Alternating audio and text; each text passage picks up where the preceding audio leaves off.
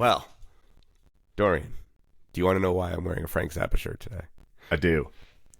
Because, as probably my singular greatest inspiration for how I perceive and navigate my way through the world of music, there is no one greater than Frank Zappa.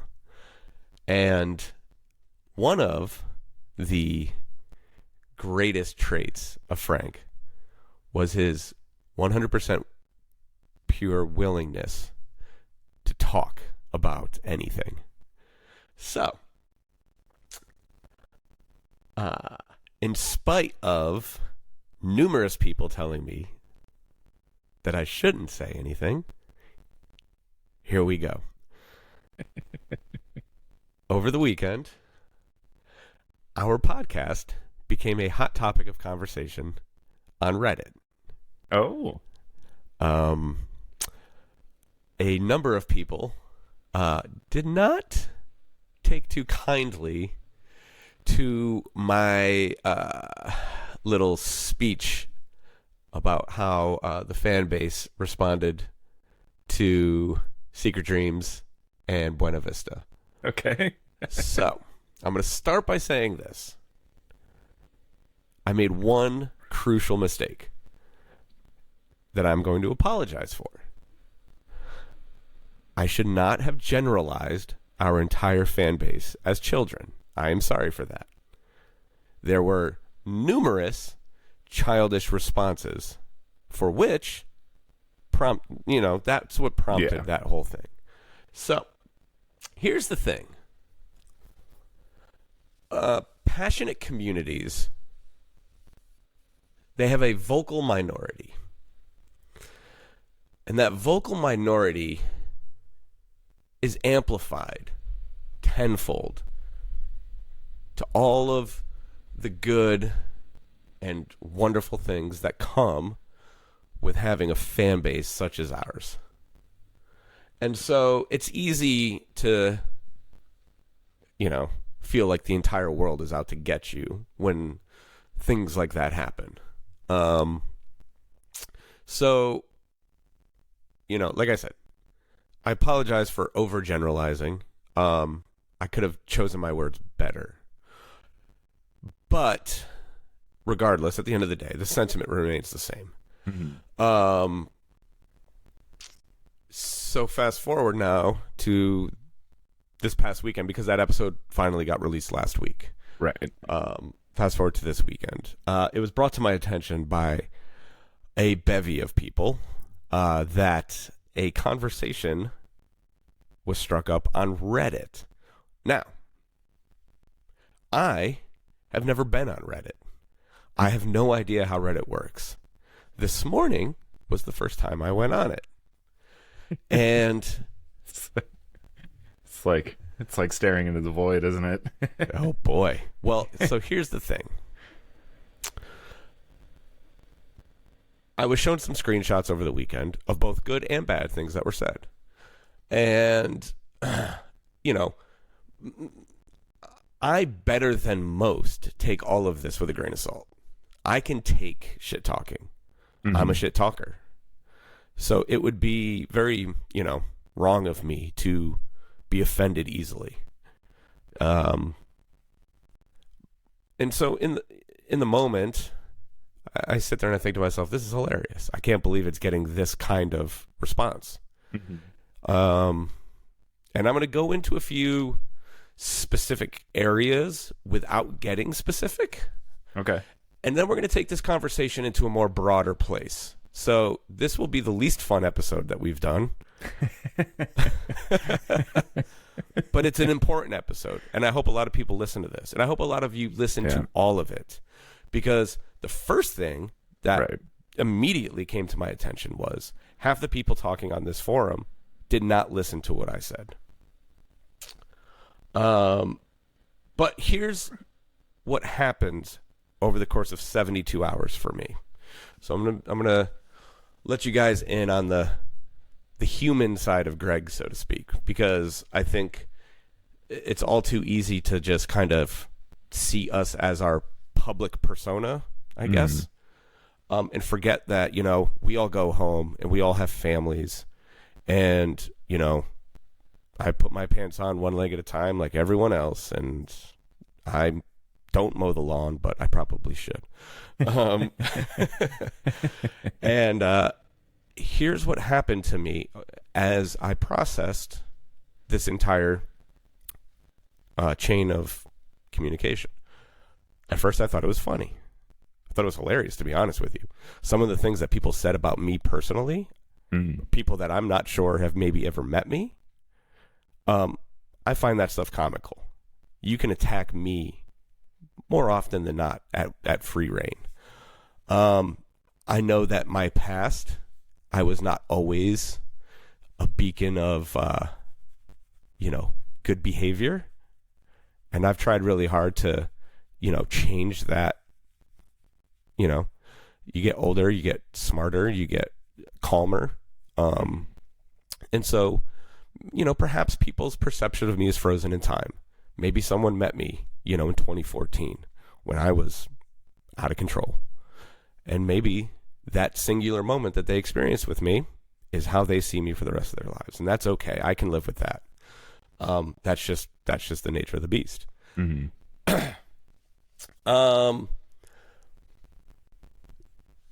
Where things changed for me over the course of these last 3 days is something dawned on me. For the entirety of our existence, most of these conversations existed on a private forum on Facebook. Right? There's the Pretty Lights family. There's another group that I'm not going to acknowledge, but you guys know who you are. And at the end of the day, it's behind closed doors, so to speak. And that's okay. But when I got home and I talked to my wife about this, and I looked at my kid, and something occurred to me for the first time. In 5 years, when he's old enough to, if he was to Google search the laser shark, this could potentially be one of the first things that he finds. And that fucked with my head. Yeah. So I want this to be a proactive discussion. And I want us to be able to address things like adults. And I encourage people to reach out to me once you listen to this, and let's talk about it. And maybe sometime down the road we turn this into an open forum. I don't know. But for now, it's me and you talking about this. And the first thing, the very, very first thing that I want to address from this Reddit thing is the notion that it is unprofessional to acknowledge the negative things that are said about us on social media. Now, here's how I see this. We as an organization, so like when I say we moving forward through the rest of this podcast, I'm speaking of the organization of Pretty Lights. That includes Derek, the band, the crew, the fans, everyone. We are the collective we. This is a community. We are celebrated for being a community, a strong one, more often than not. So my first question to everyone is, how, moving forward, do we continue to maintain a community aspect? Oh, of course. Where we engage with you guys, whether it be song requests, whether it be personal things like, I can't tell you how many people have asked me if they could propose at one of our shows, whether it's information about the lights that we use, or anything, you know, that's the whole thing. We have an open line of communication, more so than most organizations do. Yeah. Right? So, how do we keep that line of communication open and ignore all of the negative things that are said about us and not respond. So if you would like us to continue to communicate and engage proactively, I would love for somebody to explain to me how we ignore all of the negativity. Something to think about. Now, the lines got skewered at some point where people were under the impression that we didn't like the fact that people had an opinion about how the show went. Now, let me tell you something. You guys are entitled to your opinions. You can say, that was a bad show. I'll let you in on a little secret.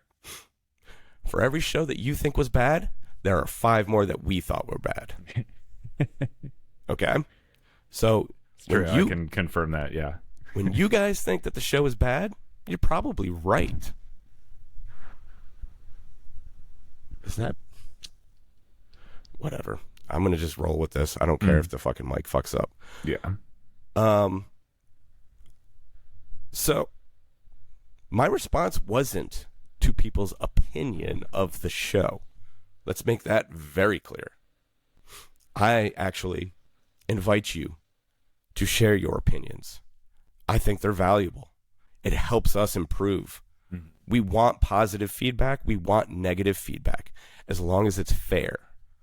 What isn't fair is when that feedback turns into speculation and personal attacks. Mm-hmm.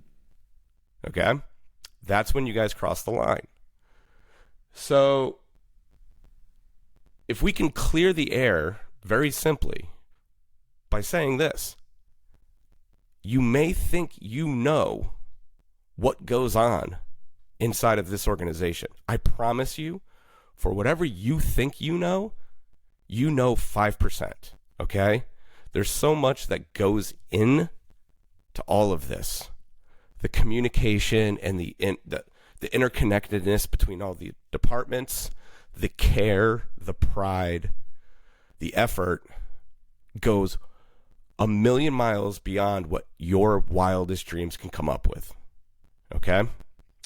So, like I said, moving forward, opinions are welcome. Bring them all day long. But when you cross the line into speculation and personal attacks, we have a problem. Okay?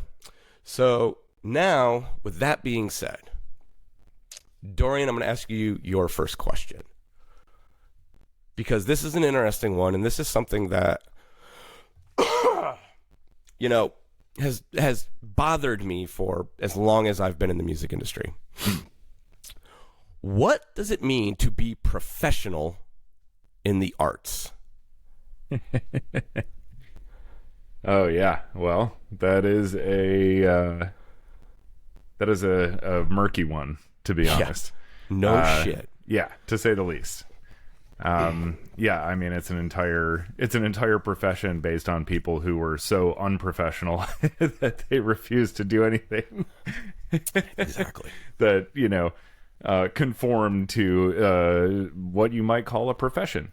And said, I want to do, the stuff, this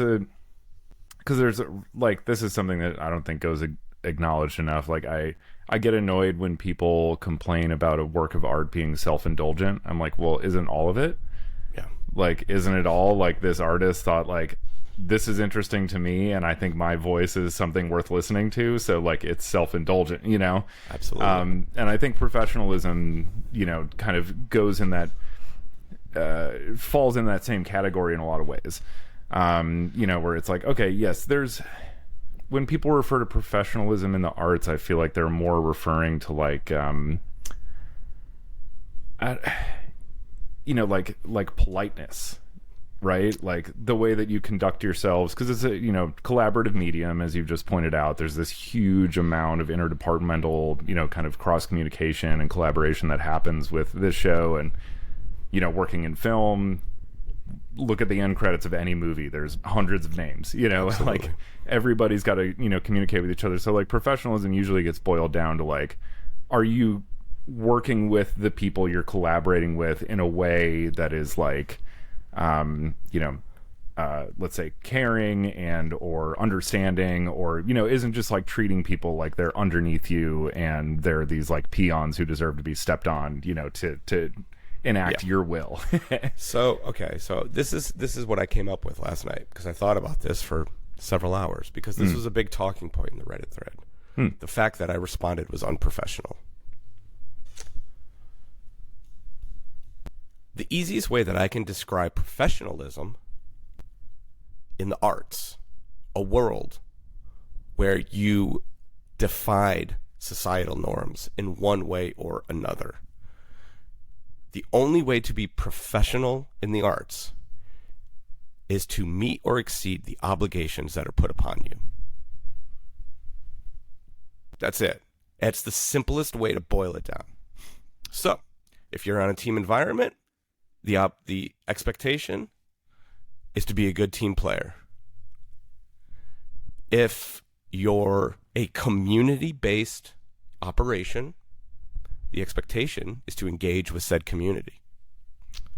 Right? So, in my mind, I was being professional. Somebody has to decide when enough is enough. And unfortunately, I'm the one making that decision. And I may get in a lot of trouble for this, and I'm fully willing to accept that. Yeah, it does come down to, it becomes a catch-all term in a lot of ways. Exactly. You know, it doesn't have like a specific definition that's consistent from conversation to conversation. It just kind of gets, you know, utilized and like wielded in any instance where somebody isn't happy with what you did in a way that they can't criticize in terms of the art, right? Yeah. So anything that is outside of that they're not happy with is like now unprofessional. Sure. And I'm sure, you know, I think there's, you know, plenty of, I think your definition is, I think that probably very definitional, right? Like, well, you I try have to a make profession. I try to make it more universal. That's right, the way I try to approach this, right? Because like the expectations of a lighting designer and the expectations of a musician and the expectations of an artist like a painter and the expectations of a director and the expectations of an actor are all very different, right? But at the end of the day, we're all artists in our own way. So quite simply speaking, how do you be professional in your lane? Meet or exceed the expectations put upon you, right? So I'm going to say this, you know, as sort of like, you know, I guess you'll know if I got in trouble for this if I stop engaging with the audience entirely. Because if I'm told that I can't engage with the audience under these terms, then I'm not going to engage at all. That's and I have some things. So we have a co-host, so to speak, for this episode, our good friend ChatGPT, who I'm sure a lot of people will be pissed about this. So, but you know, I pulled up a bunch of stats and some references to kind of help move this conversation into a more proactive sort of thing, right? And I think, oh, man. You know, one other thing that I want to say before we kind of get into all of that is that, you know, this world that we live in is it's so difficult in so many ways.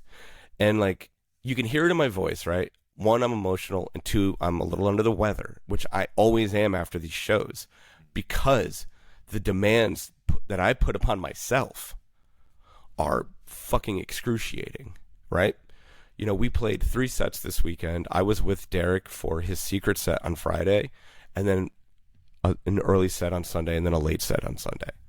And I did not sleep very much because I had a lot of work to do.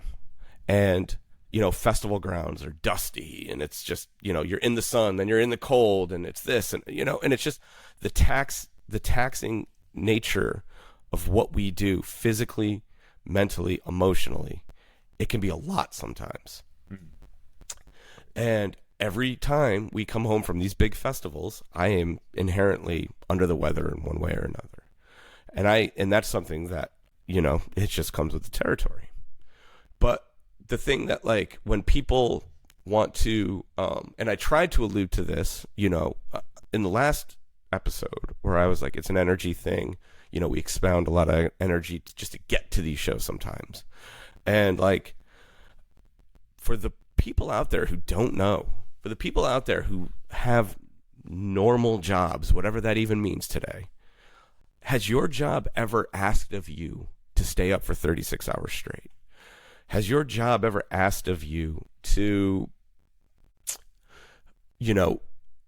work 20 hours a day for 6 days a week leading up to a big show? Like, those basic demands are not things that most people are familiar with. And while it's easy to see what the results are at a show, it's also easy to look the other way when you have no idea what it took to get to that show. Mm-hmm. And so before you just, start wielding the sword of social media, take a second to think about all of these things that I'm bringing up, and try to show a little bit of grace and try to show a little bit of empathy, because it's not all fucking sunshine and rainbows over here. We know what we signed up for. We are all very well aware of that. We know that what we do comes with criticism, and we know that what we do comes with very high expectations, and we kill ourselves to try to meet or exceed those expectations. And in that sense, we try to be as professional as possible. And unfortunately, no matter how hard we try, we do fail sometimes. And we live with that daily. And we try really hard to minimize it. But that's just the way things are. And so I think just wanted to say, too, to your point earlier, too, about, like, how whatever you think you probably know about 5% of what's really going on. I think that is, like, such a true thing in all of life and every interaction that you have with people. Like, it's very true here, but I think a lot of people in general, especially with social media and how, like,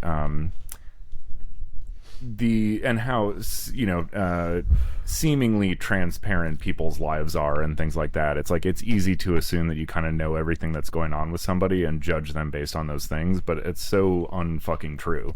Yeah. Not just with pretty lights, but I think with your friends, with your family. Like, this is true for myself too. I'm saying this of, like, everybody. Yeah. This is a very common thing nowadays, that, like, and it's one of the things that really, just bring it back to my own story. Like, movies have always helped me with just creating that, like, larger, broader mindset of, like, do you really know what's going on in somebody's life? Like, I might see somebody just, like, being a dick at the register at Walgreens or something, and it's easy for me to just go, God, this guy's an asshole, but, like, I don't know what just happened to this guy 5 minutes before he walked in the door. Like, this might have, like, he might have gotten the most devastating news you've ever heard and is, like, so emotionally up right now, or whatever. It might have been 1,000 small cuts, that brought him to this moment of aggression, or maybe he's a fucking asshole. But the point is, I don't know, Yep. So I love that I can't just assume that. Yeah. I love that you just brought this up, because this was actually something I was thinking about, and I debated whether or not to actually talk about this, but since you did, I'm going to. So, to the people who personally attacked me, here are some examples of what Dorian was just talking about, because I was thinking about this. Like, I've had bad days. I've been a problem, right? But I've also had times where, like, man, something really crazy happened before this show, and maybe my interactions with the fans that night did not go well, and I don't know, right? And that's okay. So I started thinking about some examples of, like, what are some of the really crazy things that happened to me, like, right before a show, or maybe the day before a show or something, right? So this one goes back to a Base Lights a million years ago. We'll kind of go in chronological order. So this is the first example that I thought of, because my dog Silas is still constantly on my mind, and actually on my mind more right now than he has been in quite some time, because Hudson has been asking a lot of questions about him. Mm-hmm. He's kind of getting into that age now where he's more inquisitive, and there's a couple of pictures of Silas around the house, and so he likes to talk about him. And It's a beautiful thing, but it's a sad thing too. And so literally 10 minutes before we were about to hit the stage, at one of the bass lights, I couldn't tell you which year it was, I got a text message from one of my good friends out in Denver, basically saying, hey, just so you know, he was dog sitting for me. He's like, hey, just so you know, Silas just killed one of my chickens. It was my favorite one. And I was like, bro, did you really need to tell me that right now? He's like, I just needed you to know, like, everything's cool, but like in case somebody else told you, he's like, I just wanted you to know. And I was like, bro, we are literally hitting the stage in like 5 or 10 minutes. Like, right. Fuck. Thanks, I guess. Yeah. But right, so there you go. There's wild example number one. Finding out that your dog just killed one of your best friend's favorite chickens or whatever. Like, that's some wacky shit to hear. And it's like, how am I supposed to concentrate and perform in front of 10,000 people when I just got that news? It's like, let alone talk to people or anything, you know? Like, it's just, that's craziness. All right, so example number 2. This was in Ibiza. We were there for a few days, and I rented a moped. Don't they call it Ibiza? I'm not doing it. I rented a moped because I just love cruising around these. I do it in the States. I do it more so in Europe, but I love to just cruise around and just see places. I don't, it's just, that's who I am. That's how I like to operate. Hell yeah. So, many times prior, people would be like, man, you should stop doing that. It's dangerous. And I'm like, yeah, it's fine. It's fine. Well, that day it was.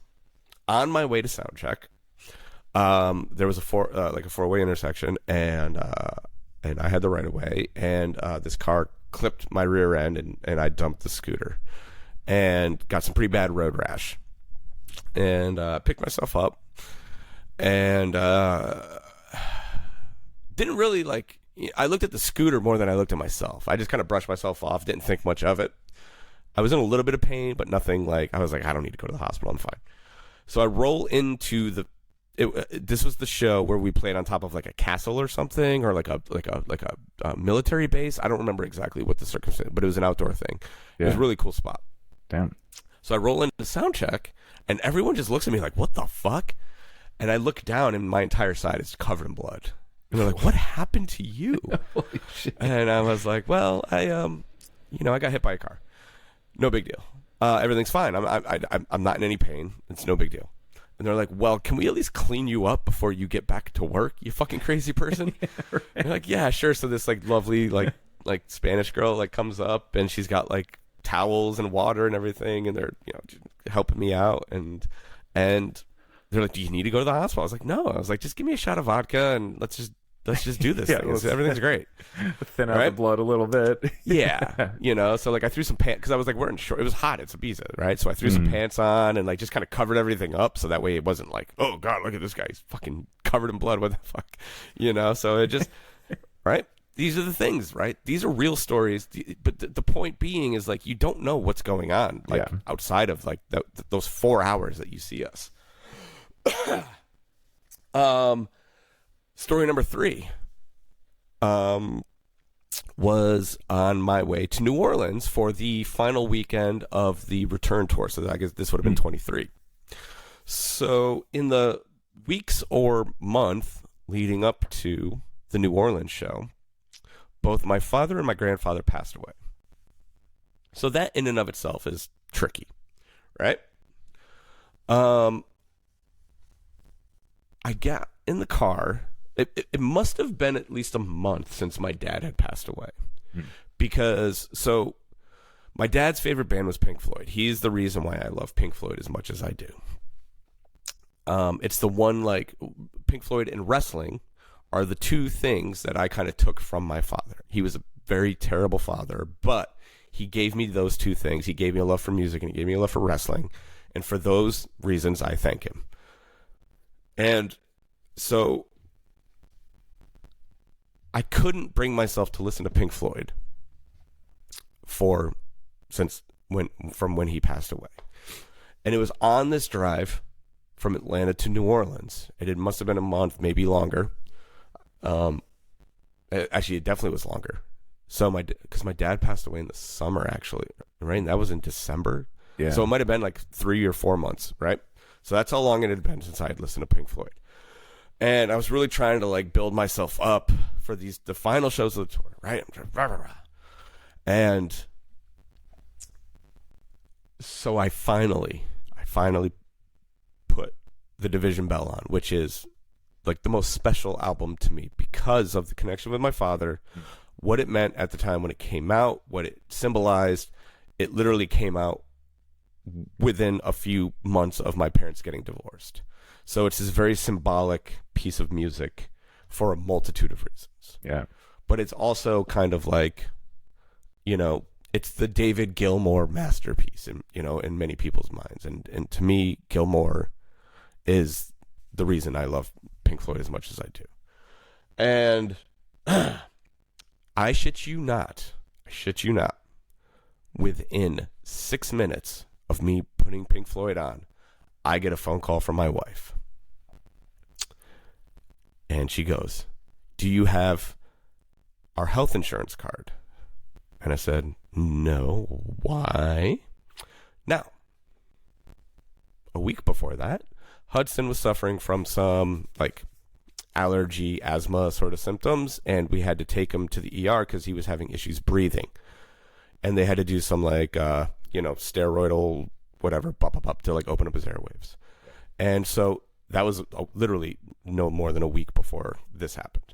So we misplaced the health insurance card in the craziness of that situation. Well, my son took a fall at a friend's house and got like 6 stitches in his forehead. Ooh. No less than 5 minutes after the first time I had put Pink Floyd on, after the passing of my father. So, like, people, you can buy into like these spiritual things or not. The point isn't really that important in that sense. It's more so I'm dealing with the grief of losing my father, and I'm also dealing with the fact that my son is in the ER getting stitches in his head as I'm driving to these shows in New Orleans. A lot of shit to fucking think about.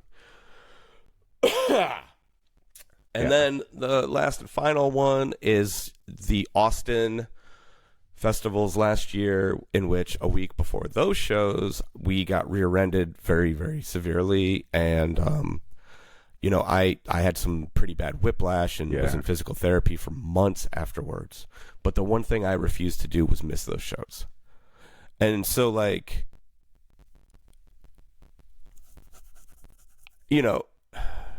those are just 4 examples. I'm sure if I gave this more thought, I could probably give you 400 examples of the crazy things that happened to us or happened to me moments before these shows happen.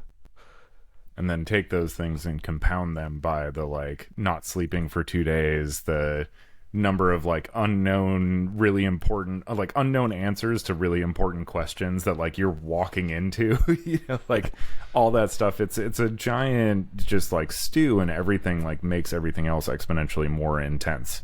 Absolutely. Yeah. And that leads us to, like, now I would like to paint in more broad strokes, because this is where it gets important, right? Now that we've kind of gotten the interpersonal stuff out of the way. Listen, I love our fans. I think we have one of the most amazing fan bases on the planet. But, it is very, very easy for passionate fans to turn into toxic fans. And that's what we're trying to avoid, right? So, before we start, delving more into the fan base, I want to talk about us as creatives, because I think this is maybe something that doesn't get discussed enough. Now, there's generalizations, and there's surveys, and there's statistics, and there's all sorts of things that you can, use as leverage for argument's sake, right?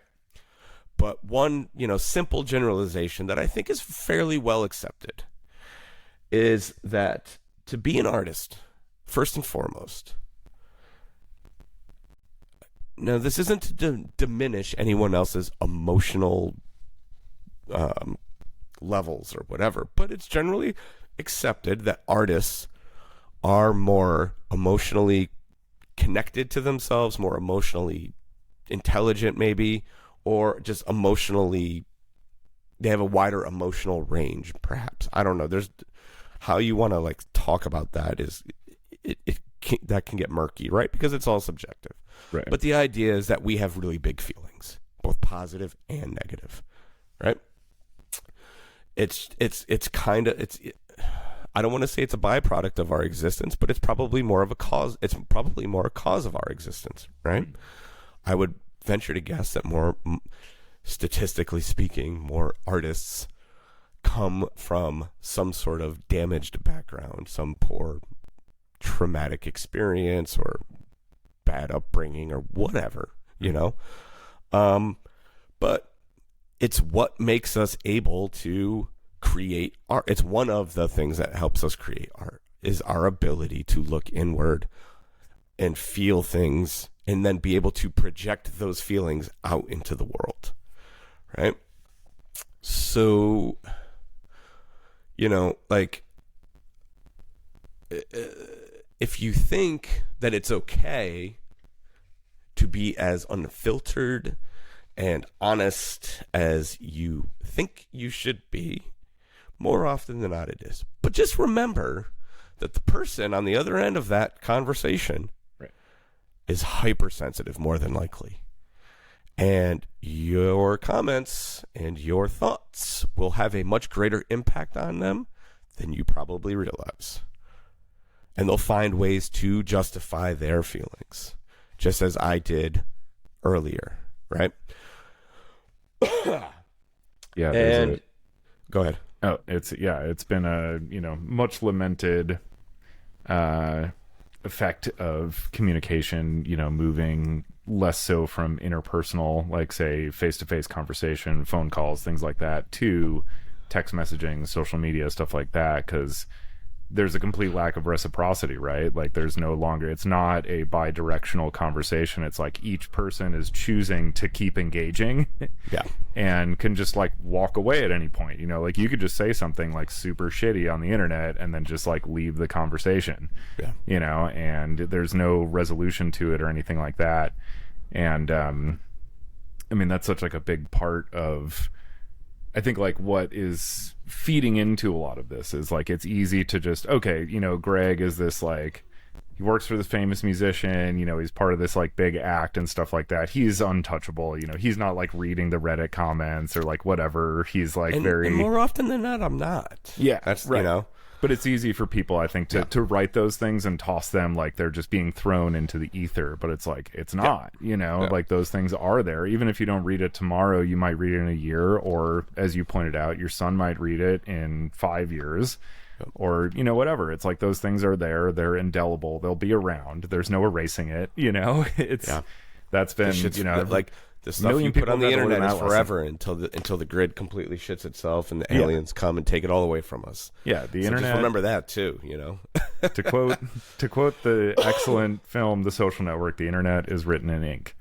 That's that's the way it is. But yeah, and so I think there's just a lack of like specificity and a lack of like real engagement in terms of like not only like seeking to understand but like recognizing the fact that what you're saying could, rather than just be like a dog pile of shit because like, hey, somebody said something I wasn't happy with, so let me just like throw my emotions all over the internet. That it could be a moment to recognizing that it could be an opportunity to begin a dialogue and a conversation, even if you can't discuss it with the person in question, but amongst yourselves about like, what really is the grievance here.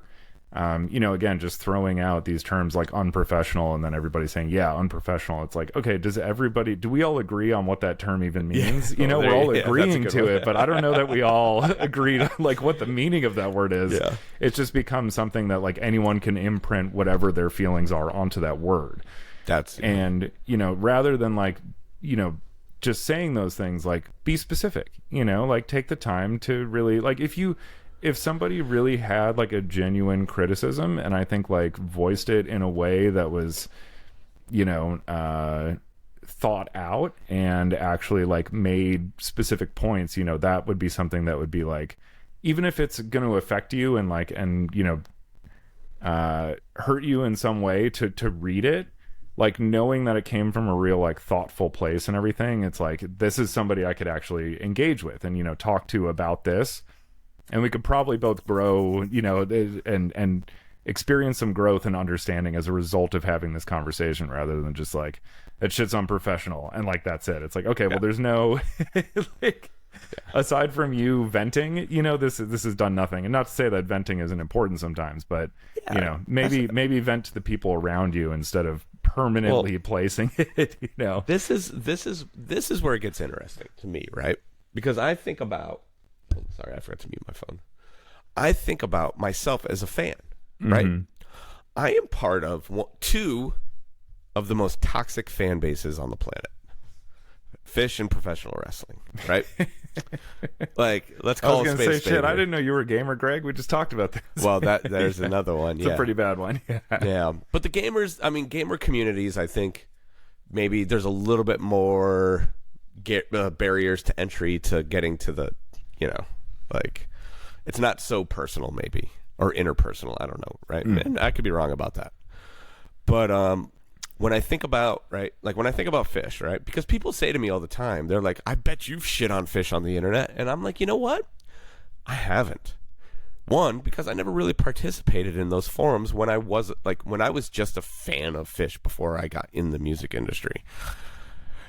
I was a young kid who just like was in love with the band, and like in my mind, it never made sense to be like, well, like, oh, Trey's on drugs and blah, blah. Like, oh, man, like, he had a bad night. That sucks. Yeah. That's a bummer, right? So, you know, man, it's like, and I think about those two entities, right, in similar way. And we've talked about this, right? The holy trinity of live performance. Fish and wrestling are two of and honestly, the Howard Stern community is unbelievably toxic, too. Yeah. There are articles about him right now that are fucking out of control. He's been on summer vacation and people are just shit talking him all over the place, right? So let's think about this for a second, right? Because this is actually an interesting thing that hadn't really dawned on me.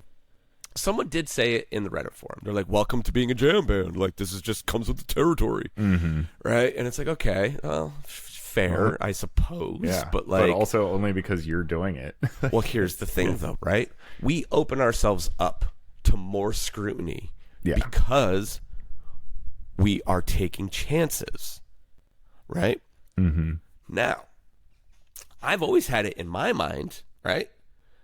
And I'm sure that most of our fans do too, that there is a give and a take when you are a fan of a artist that takes chances. It's just inherently natural that if you are trying beyond your means to do new things, that sometimes those things aren't going to work. Yep. And like I said, we internally are 10 times more critical than you guys are, right? But here's where the problem lies. And I could say the same for Howard, and I could say the same for Fish, and I could definitely say the same thing for wrestling. Because, you know, as the years have gone by, and the knowledge and the information and this and that, right? And you hear how people think about these things. The reason why I started this podcast is because I was inspired by the podcasters that I listened to who helped paint a picture about how to do things within the field that you love, right? So one of those consistent things across the board, regardless of what medium it is that you have to be hyper self-aware. Hyper self-aware of your successes, hyper self-aware of your failures, hyper self-aware of your shortcomings, right? And you have to make effort to improve upon those things. And you have to make effort to eliminate as many of the roadblocks to success as possible. And so, but what comes with that, right, is you then put yourself in a position where you are never going to make everyone happy. We aren't Coldplay. We aren't Beyonce. We aren't Odessa. We didn't sit down for 2 years and craft the perfect show. One that we know is bulletproof. One that we know when everyone leaves that show, they all have a smile on their face. Right? That's our reality. We know what we signed up for. And so do all those guys. Because they would rather take chances and try to find things that they never thought possible. Mm-hmm. As opposed to create this bulletproof situation that's a little bit more homogenized and safe, right? So, in the world of wrestling, there's this interesting phenomenon. It has become so toxic and so detrimental to the health of the community that they actually have an acronym, the IWC. They have divided real world fans and the internet wrestling community. They are two separate entities in the world of wrestling now. And I don't think that anybody wants that.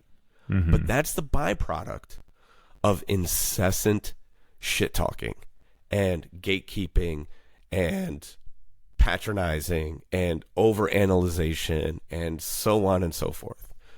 That the internet wrestling community is considered a joke to the professionals that run that show. They listen to their fans in the audience, and that's it. They don't give a fuck what those people say on the internet. Honestly, good or them. bad. Yeah, that's right.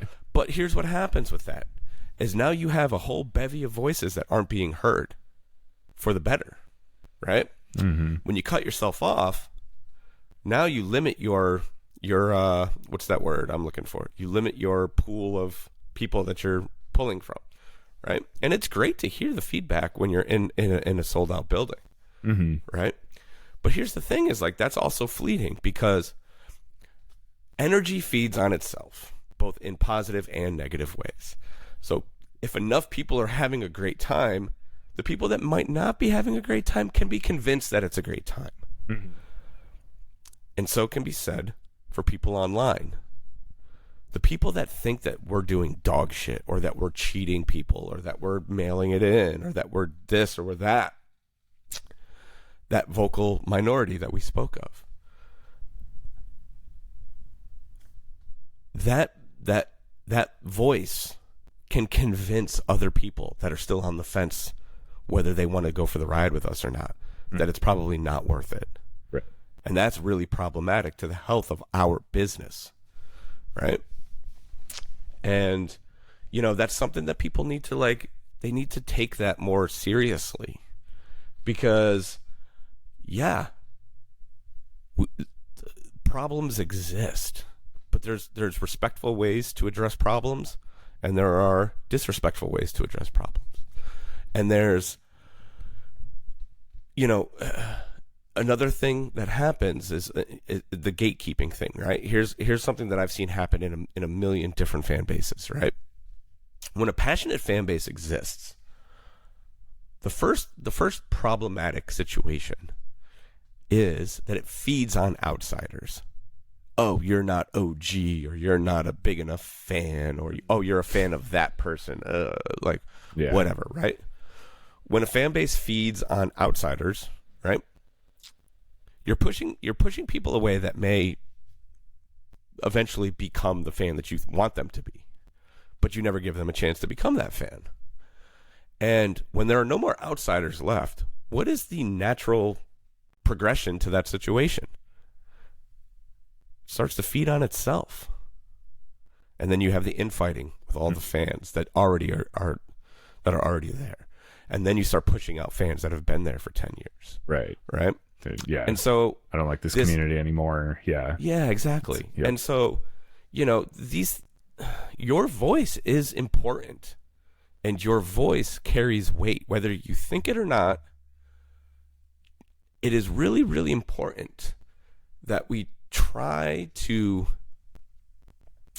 choose our words with, some level of emotional intelligence and fairness, and like I said, voice your opinions honestly. You know, we want to know when we played a bad show, in your opinion. We do want to know that, you know, but like the attack mode, it's so easy to land there. Yeah. And it really is more problematic than people are willing to acknowledge. And, you know, you see it in all of these different places. Furthermore, it's fucking unprofessional. Yeah, if you're a professional fan and you're attacking me, that is unprofessional. Unprofessional. We can still make some jokes here. We are being serious, but it is good to have some levity sometimes. So let's follow up a joke with a really, really dark statistic. Because I want people to understand that the impact that you have on us is greater than you realize. And now, not to say that this is all a byproduct of fan interaction, but there is levels to this. And at the end of the day, it's important to understand the sensitive nature of being an artist. So, our good friend, our new co-host for just one day, I promise we won't make this a regular thing, ChatGPT, has given me some statistics of mental health in the arts. And this is scary shit. As somebody who's like been in the industry now for fucking over 2 decades, I've worked with a lot of people. And to think that if these numbers are anywhere near correct, that most of these people are in a dark place, that hurts me, right? Because it's easy to, like, you know, in the same way that we talk about how, like, for the fans, right, you see us for 4 hours. Like, the same goes for us, right? Like, there are some of us who communicate regularly, and there are some people in our crew that the only communication I have with them is at the shows. And I don't know what's going on in their real life either. But here we go. So, key mental health statistics in the creative arts. One study found that 73% of independent music makers experience symptoms of anxiety and depression tied to their work. Let that sink in. Okay? From there, Help Musicians reported that 71% experienced anxiety or panic attacks, and 65% experienced depression, compared to just 19% in the general population. Okay? So, you know, like, I get goosebumps just reading that. Yeah. Because I know for a fact that, like, you know, this is a hard life that we chose. And there are a lot of bad things that come with it. And, you know, it's not, you know, like I said, the demands are already bad enough, but like when when this happens and that happens, all of it, it all just starts to compound. And it makes it really, really difficult to fucking want to keep doing this stuff. So, suicide risk. In 2025, studies showed that musicians in England, this is fine, but had the 4th highest suicide rate among all occupations. In the U.S., male entertainers in analogous categories had suicide rates nearly 10 times higher than the average person. So, these conversations generally occur once something like that happens, right? Whether it's an accident or whether it was intentional, you know, like the Avicii thing, I'm not sure how Charles I died, but these young deaths, right? Let's take this beyond suicide, because drug overdoses generally aren't suicide, but they are a byproduct of the shit that I'm talking about. Right? So you can almost lump these into the same category, unfortunately. You know, Amy Winehouse, this person, that person, and the list can go on and on, right? This is a really, really, really fragile ecosystem. And it needs to be treated with care, and it needs to be treated with respect, because we don't need people dying. We don't need people leaving. We don't need great minds walking away from this because they don't want to deal with the bullshit involved, right? So, in your world, Dorian, a survey from UK's film and TV charity found that 35% of screen workers rated their mental health as poor or very poor. 64 had considered leaving the industry. Disturbingly, 93% of crew members in 2021 reported witnessing or experiencing misconduct and self-harm.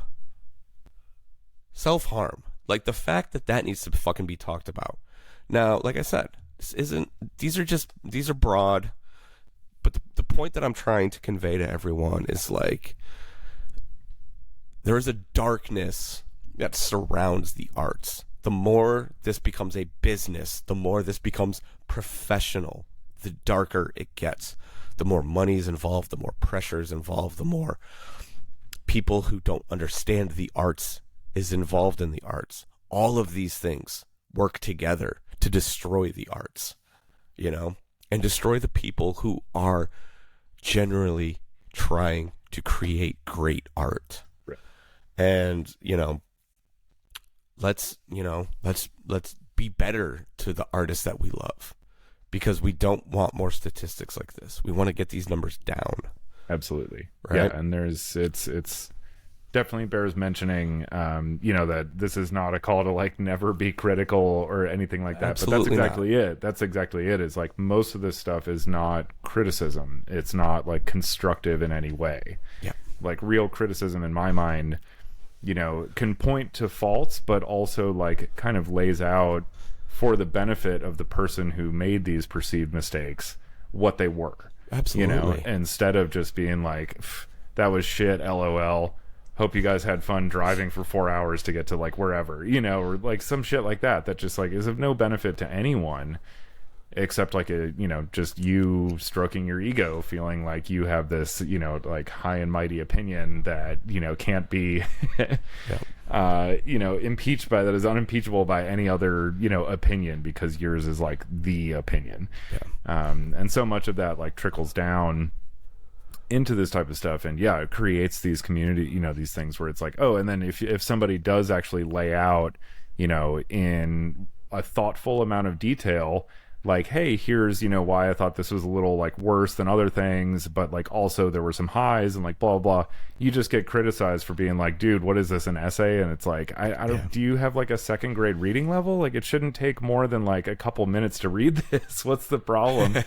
I'm very verbose writer, so this is, like, very personal. This is probably something that you experience, moment right now. People all the time are like, oh, why is this so long? I'm like, it's fucking not. Like, I just proofread it. It was, like, 40 seconds. What is this? And it's again a symptom of, like, there's just so much coming at us all the time, and we have these, like, natural ways of, like, filtering and organizing information so that we can shuffle it around more efficiently, and a big part of that is trying to truncate it. And that's why we have what is, like, headline culture now, or that's, like, all anybody, there've been lots of studies and stuff about this type of shit, but that, like, people just read the headline and then assume that they know fucking everything. And that's how a lot of this criticism comes about too, is like, okay, now we're just writing, like, the shit talking headline, but there's not, like, the body, So this is actually an interesting one that I wasn't sure if I was going to include or not, but once again, you've opened up the door for me. So this is one of my favorite comments, actually. In a bevy of comments talking about why are they responding to our opinion, one person took the time to say, why should we listen to his opinion? He supports Joe Rogan. He's trash. So here's the thing about that. I can disagree with somebody but still support them. I don't agree with everything Joe says. Joe's a very complex person. And he makes some really great points, and he makes some really bad points. But you know what I can do? I can respect everything he says because he fucking believes it. Whether you guys think he does or not. If you think he's some puppet, that's up to you. But here's what happens, right? Is a lot of he speaks for 4 hours. Every episode that dude does is somewhere between 3 and 4 hours. Do you know how much I retain of what I've said in our hour and a half long conversations? Next to fucking nothing. Yep. Because, like, to be honest means to kind of take yourself out of the situation. And we talk as openly and as honest as possible. We don't try to mince words, and we don't try to calculate too much. And, like, obviously I've thought about this one because this is important. But, like, when you clickbait headline this, that, the third, right? You lose the context of what someone's actually talking about. And that's happened to Joe probably more than almost any other person on the planet for the last 5 years. And so a man who used to be celebrated by a lot of the people in our circles is now fucking enemy number one, right? He's right at the top of the list because he shifted his opinions and in turn alienated a lot of people. And that's something that he has to live with. Yeah. And he understands the responsibility that he carries as the biggest podcast host in the world. And he takes it very seriously. And he tries his best to be honest and open with his audience. And the people who listen to everything he says, more often than not, find themselves in a position where they agree and they disagree. And that's okay. Yeah. And so would I rather listen to somebody who's speaking from the heart, or would I rather listen to somebody who's just standing on a soapbox? And you can, maybe people think that that's what I'm doing right now. And maybe I am. I don't know. But I'm being honest with you guys. Mm-hmm. And, you know, like, I think a big problem that we have in the entire world right now is that we just cut off people that we disagree with, and that's unfortunate. I've learned a lot from folks that have differing opinions from me, and I think that's a great thing. It's good to be challenged. Yeah, for sure. You know, like, here's the thing, right? It's like, to be this like high level thinking person, your goal in life shouldn't be to get everyone to agree with you. Right. Your goal in life should be to accept the fact that we all think about things differently.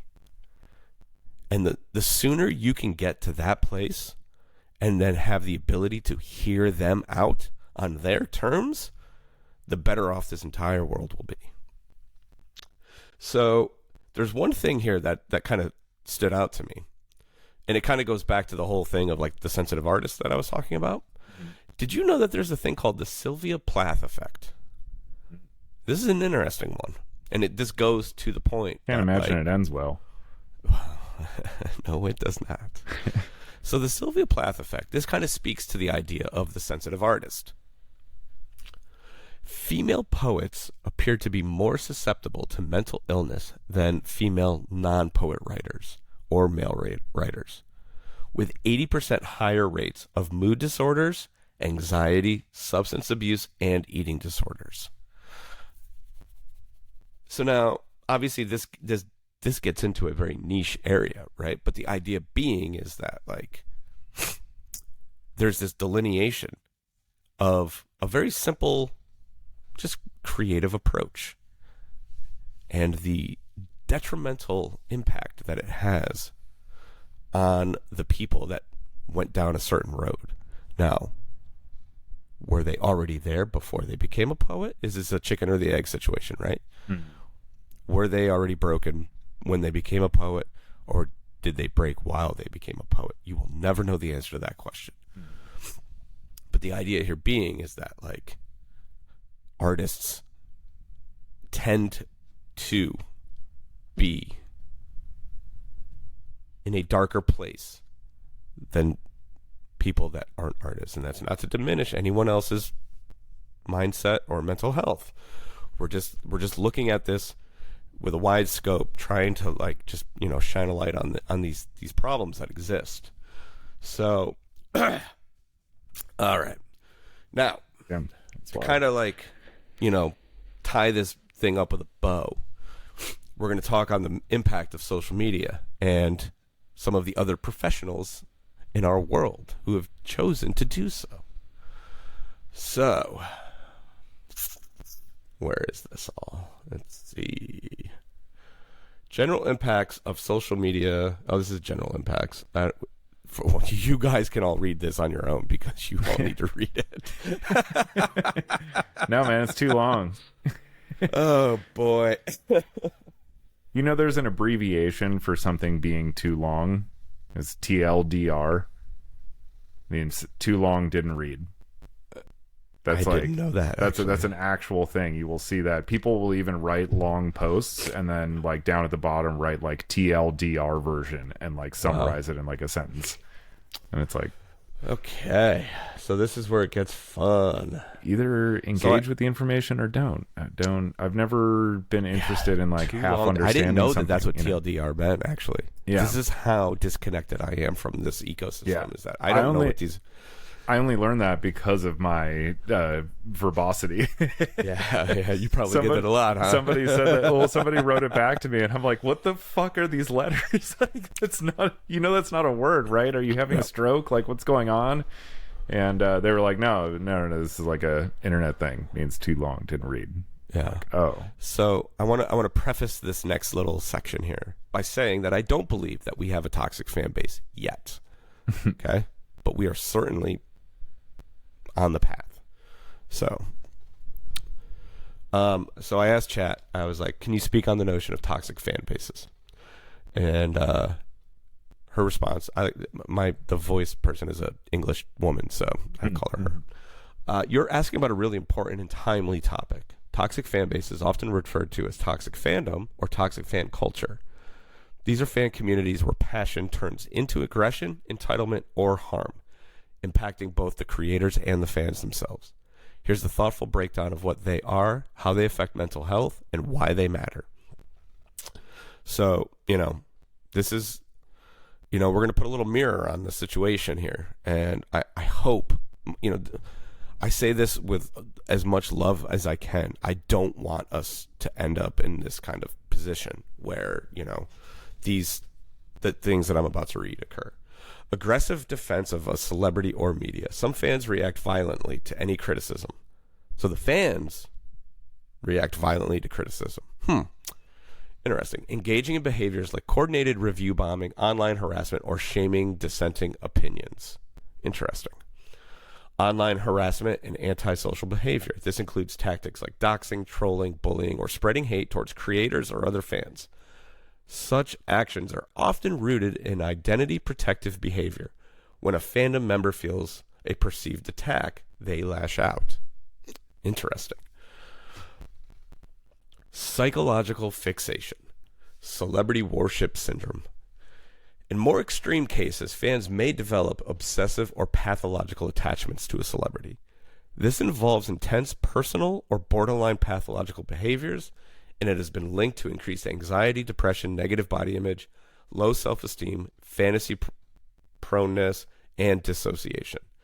Fan-on-fan negativity, fandom wars. These are all things like this is not unique to any one singular fan base. This is an overarching problem that exists in social media. Social media is a very, problematic place. And and these things, they're not being addressed. So, it's just, I don't know, it's crazy to me. When fans target other fans over fandom purity or differing opinions, these wars can cause stress and anxiety and undermine the sense of community that fandoms typically offer. So there we are, right? Like, we're trying to keep a strong community, but, we have to nurture the community. We also have to address these things, It's crazy. Yeah. So real-world examples. Now, here we go. To the professionalism of what I am attempting to do here. Artists pushing back. Artists like Tegan and Sara, Halsey, Doja Cat, and Chappell Rowan have publicly addressed the harassment they've faced from overly aggressive or entitled fans. Taylor Swift's past fan culture has also been criticized for fueling internal hostility. These stories highlight how toxic behavior harms creators' mental health and leads them to withdraw or set stricter boundaries. And that's where, I don't want us to go, and so we're addressing this. Yeah. We're trying to, we're trying to kind of comes with the openness, you know, that has been engendered by this entire project, that sort of bi-directional communication, that it's like, you know, the fans have an actual line of communication to the artist. You know, that's like very, very rare thing, especially with some, you know, an act as large as this.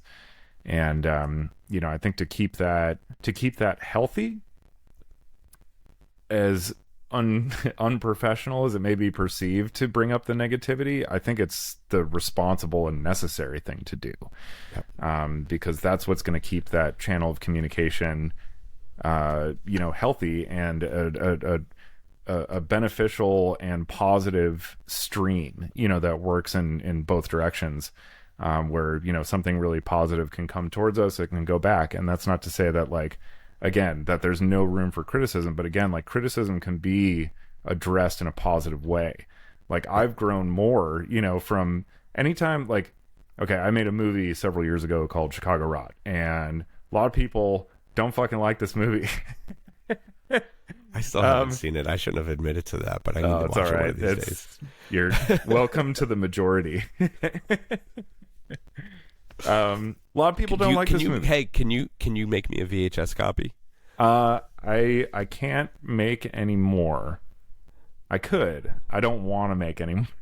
Well, why don't you just dub your Blu-ray or whatever to VHS and send me a copy? I can will watch it. I'll make a copy. You know what? It's really just the box. It's I don't need the packaging. Okay. I just want the format. Sweet. I can definitely do that for you. But I mean, honestly, like, anytime, you know, because like, we showed it at film festivals and stuff like that, and there's this, you know, you're at a film festival, it's other filmmakers, we're all trying to, like, support each other and stuff like that. But, you know, oftentimes it's just the case with art. Like, I see somebody else's film, I've been really getting along with this person for like 3 days, and then I see their movie and I'm like, oh man, that was fucking bad. Yeah. But you know, I think it's even more important for us to be honest, instead of just me patting him on the back and being like, great job, dude. You know, like, how empty, and how dishonest and how unhelpful, you know, like, that is some of the most, like, and great. Like, sometimes if people just, like, see something I made and they're like, I really enjoyed it, and that's all they have to say, like, cool. If that's honest, then, like, I love that. That's great. Thank you. That's what I wanted, obviously. But anybody who I can tell they're kind of, like, dancing around something, like, I start pressing them, because I'm like, no, tell me. Like, what didn't you like? Because this is how I fucking learn. This is how I get better as a creative, you know? Yeah, absolutely. And then eventually, and we end up having this great conversation. Those were, like, the people I ended up talking to for, like, 2 hours after the movie. You know, it wasn't the people that liked the movie. It was the people who didn't, because I wanted to hear what they had to say. You know, and you'd hear all these interesting things, and then eventually we were like chatting and had a good time, and we were hanging out, and I'm like friends with some of these people now, and they still, to this day, you know, I'll be like chatting with them, like, your movie still sucks, but like, but it's totally cool. That's like part of the relationship and everything. Yeah. But you know, there's a way to, like, be able to do that. You know, there's definitely like there's an art to shit talking. That's the thing. Yeah. That's been lost in a lot of the online shuffle, where again, It's like one person makes a witty but, like, genuinely, like, shitty comment, everybody starts upvoting it on Reddit or, like, liking it or whatever, and then it's easy to just jump on and be like, yeah, fuck that guy, you know. But instead, you know, what we could have is like maybe if there were conversations like this happening, maybe Greg wouldn't have waited till this morning to be on Reddit to participate in them or to see what was going on, you know. There's like, you get out of the universe what you put into it. And if you're actually creating a space where, you know, these, like, really good, like, high level, actually, like, intelligent conversations are occurring, then I think people are going to gravitate towards that actually want to have those types of conversations, including the creatives themselves. But if you want to just have a place where you can all just, like, voice knee-jerk reactions, then, like, that's all it's ever going to be. And I like to think that, like, our community, the Pretty Lights community, has already such a great and, like, healthy and really strong foundation in that positive end of things. Absolutely. And yeah, to see it, you know, slide, you know, in the opposite direction is, like, distressing. You know, not only just from, like, you know, some of the business side of things, as you mentioned, and, like, the way that it sort of creates this gatekeeping and, like, maybe reluctance for new or newer fans to like really get engaged with that element of things and take their fandom to like a higher level. But so by addressing it, it's like I think we're really just trying to create something positive here and not sort of like lecture people or scold them for whatever. I'm done doing that. Yeah, it's just all about, I think, like all of us, as you mentioned at the beginning, also like you put poor choice of words. Also, and this is just a total fucking joke and aside, but it's also funny that it's like people took such umbrage with the use of the word children when there's a common refrain in the fan base, which is "We're just babies, man." Well, there you So wow, there it is. I just think that's it. Don't call us children. We're babies, man. Yeah. But no, that was a complete fucking joke. It just You're next, Dorian. You're on the chopping block. Yo, please. But yeah, no. So again, I think it's just, this is a place where like, okay, like maybe we all just need to kind of like take a step back and understand that like, this conversation is more valuable, than maybe people are giving it credit for, maybe on both sides of things. Absolutely. And that like, we really should work and have the difficult conversations if they need to happen to make sure that it stays healthy and stays positive. Yeah. Because that's the thing, right? Is like, what's the first thing they tell you in any therapy session? The more you ignore something, the worse it gets. Sure. Yep. I mean, that's it, right? So I want to finish this with just a couple of more little bops from our friendly lady computer thing over here. But so the mental health impacts on creators, on emotional distress and anxiety, constant scrutiny and harassment from fans can trigger anxiety, self-doubt, and emotional exhaustion. Some artists choose to reduce their online presence or avoid fan interactions altogether for their own well-being. Now, I'm kind of at that point, if I'm being totally honest. Mm-hmm. We'll see what happens. Here's the thing, right? We're about to take a little break. Derek's about to have his child. And I hope that this time, and this is why I wanted to speak about this. This episode is actually coming out the second we're done recording. Oh, nice. Our Painting with John episode is going to have to wait until next week. We had a very lighthearted, fun conversation that I was supposed to put out yesterday, but then in light of all of this, I chose to hold on that. Cool. And I'm putting this out as soon as we're done. Yeah. Erosion of the artist-fan relationship. When fans treat creators as objects rather than humans, because that's the other part of this, right? Mm-hmm. Like, the thing that I think about very often, right, when I see these kind of interactions happening is like, A, would you say that to me to my face? B, would you say that to your friend to his face or her face, right? And more often than not, probably no. Driven by entitlement or parasocial fixation, the artist's sense of safety and identity can be undermined. Now, like every artist is going to navigate this on their own terms. This is how I'm choosing to navigate it. But the real sentiment here is, and this is the hopeful change, right? So Chapel Rowan, I guess, has been a big topic in this sense. Recently prioritized her own mental health and catalyzed a positive response, right? So fans supported her decision, and the moment sparked dialogue about shifting fandom toward a culture of greater empathy and respect. And that's all that I'm hoping for. Mm-hmm. Like I said, and I'm going to just kind of sum a few things up here.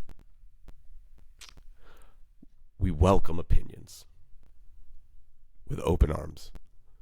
Your opinions do matter, and I hope you all realize that. But when things turn from opinion to an attack or to speculation, that is when problems arise, and that is when it's no longer a fair relationship.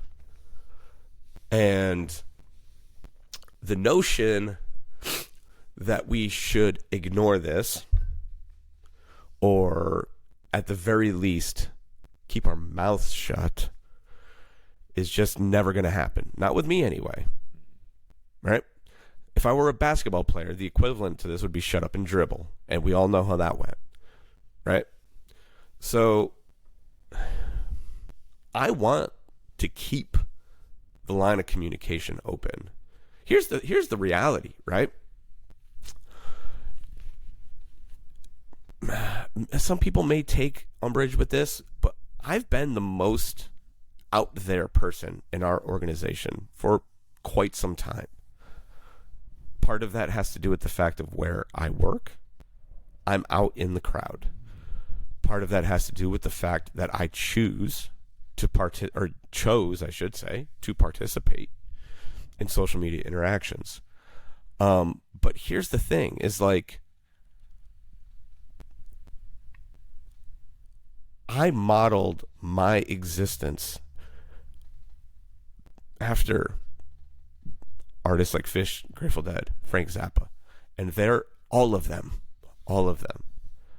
They valued the fan interaction and the fan participation above all else, well beyond what any other artist, like when you think about it, right?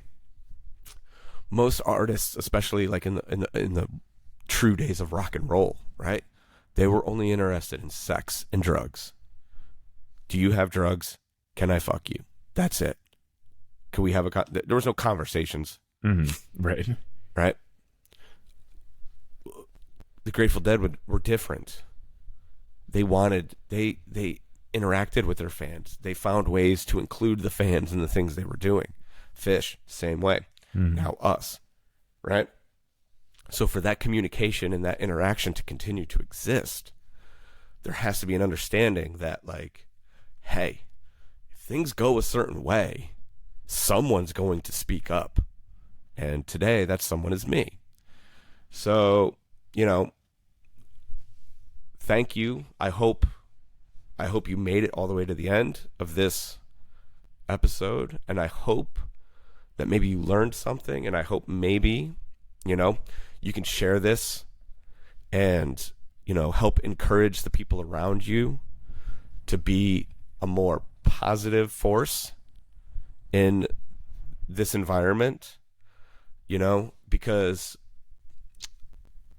this existence is very fleeting. We already lost it for 5 years once, speaking on just us, right? And you see so many bands, they either break up or they just disappear, or someone dies or this or that or whatever. And like, it's so important that we remember that, like, this is supposed to be fun. This is supposed to be special. And we should really try our best to have a perspective of enjoyment. Because when it's gone, it's gone. Mm-hmm. And yeah, there's albums you can listen to for the rest of your life, and there's shows you can watch for the rest of your life. But the minute it's over, you will never get a new experience again. So, I think to myself, like, I would give anything to see this guy just one time, right? Just one time. And that will never happen. And it is what it is. And, like, I love most of the people that I get to interact with. And I love the fact that I get to do what I do for people. It brings me so much joy and so much fulfillment to be able to do this as a fucking job where I can support my family and I can build a wacky studio and I can experiment with all the crazy ideas that are swimming around in my head. And it would really, like a lot of the fun of this would be lost if it was an isolated experience. If the engagement didn't exist. So let's all take a little break and wish Derek and Uma luck. It could happen any day now. We're in the last couple of weeks, I think. I was gonna say, yeah, it's got to be heading down to the wire at this point. And just think about what you say before you say it. And know that people are always going to hear it, and they're always going to see it. And with that, I do.